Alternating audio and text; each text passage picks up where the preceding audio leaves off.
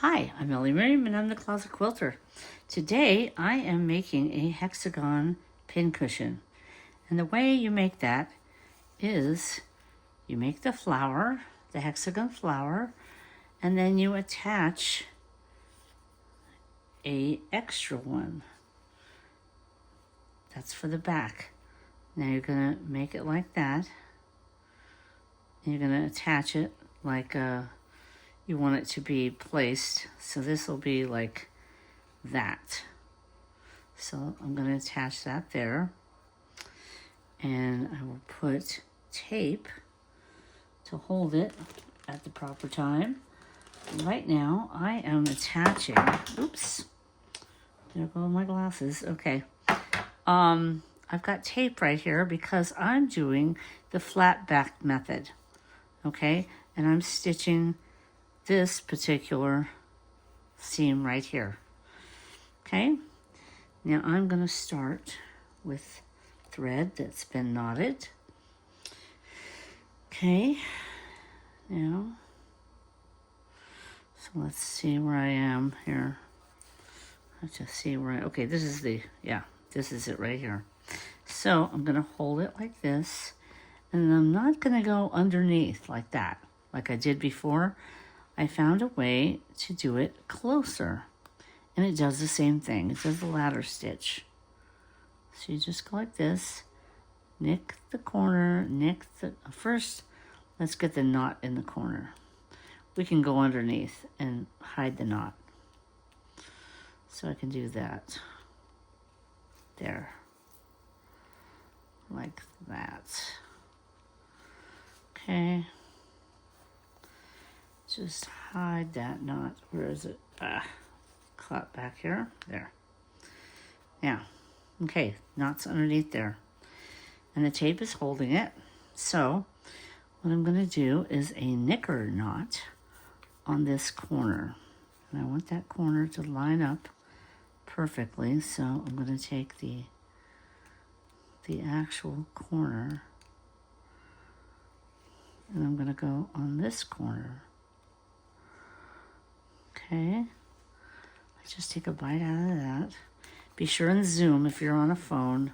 You can zoom in like that, and like that, and that. And I go halfway. Then, this is how we do the knicker knot. You take the short tail off the needle.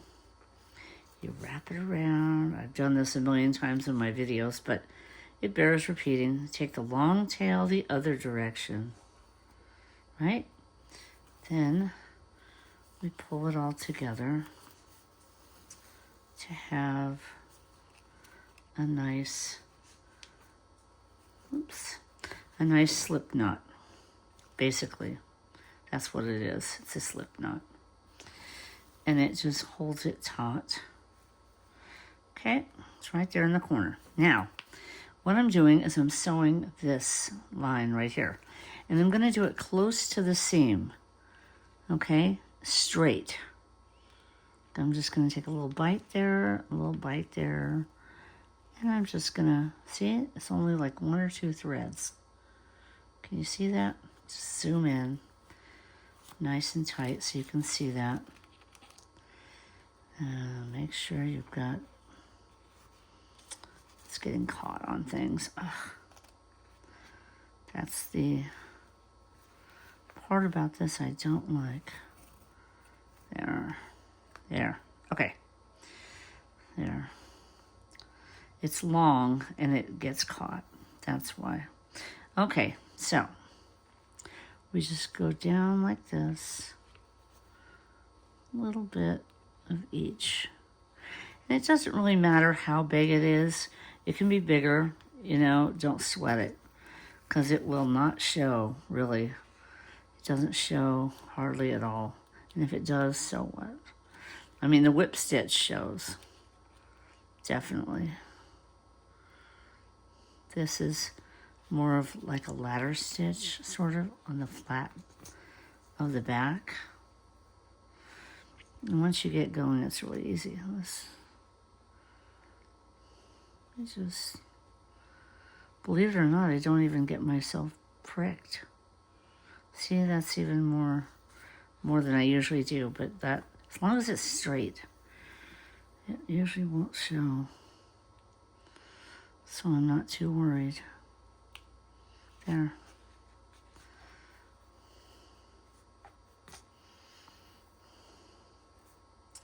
It's fairly fast. I really like it. But what I really like is making this pincushion. I think there's quite a few videos on this. I'm just going to use filler. I'm not going to use shells. I'm not going to use walnut shells, because that's also an option when you do things like this. You know, it adds weight. But I'm just trying to do it for my first one. I just thought it would be fun to do. They make great gifts. You know, when you go to people's houses, you bring them little cute gifts. And it's a small project. It's not like a whole quilt that takes a year or more. This, you know, you can do in a night. It's pretty easy if you have all the tools for it. Just watch a nice long movie. Do this. Makes it nice. I've learned a few things. I do thread basting, which is really quick and easy. And the glue doesn't get your needle stuck. I use paper hexagons, templates, not cardboard, not cardstock. I use paper because I can fold them easier. See, what else have I learned? This little trick, the flat back stitch with using tape on the front, you know, to hold it, which makes it nice. What else have I learned? Poking holes in the templates. I use a crocodile hole puncher, which is really fun. Use that. Let's see what else. I've learned quite a few things. But I am going to get back to my quilting soon. My husband is going in for a procedure. It's got me kind of nervous, but whatever. It's a little heart procedure, the angioplasty. I know it's quite common now, but I'm still nervous. But doing that on Thursday. Thank God. So yeah, he started complaining of pain in his arms and shoulders, and I made him go to I gave him my appointment for the cardiologist, and yep, they found a blockage. So yeah,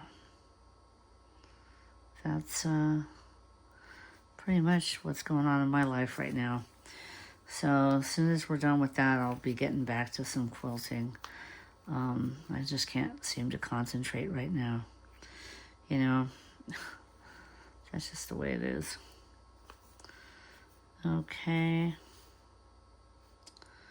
I think I did it. Okay. This looks pretty good. Now I'm going to do the little knicker knot here in the corner. Okay. Here we go. This short end. Round we go. Get that over there.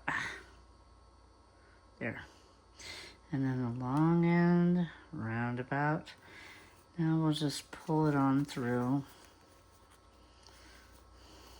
See how this works. Come on. And of course the string is there. Got it. Pull that taut and let's just cut it and see what we've got going on. Okay, put that back in the pincushion. Okay. And I just take this out. As you can see, I have to do the side. But here. Okay. Doesn't that look fabulous? This is the one I just did. Can you see how wonderful that is? See, you can't even see anything. My first one, you could see a stitch or two, but now nothing. And all it is the flat, and it's right there on the seam. Just real tiny, tiny bites.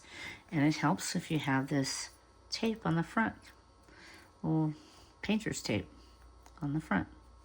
Now I'm just going to do the side things, and I will attach this. Let's see. I will attach it like this, so then it will come around like this. Okay? That'll be another video. I'll get it done, and then we'll press on. Okay? Well, I hope this has helped you in your quilting adventures. Thank you so much for stopping by the Closet Quilter, and please feel free to comment. Let me know you're there. And I'd appreciate all your prayers and good wishes for my husband, Melvin. Thanks so much, and have a great quilting day. And thanks for stopping by the Closet Quilter.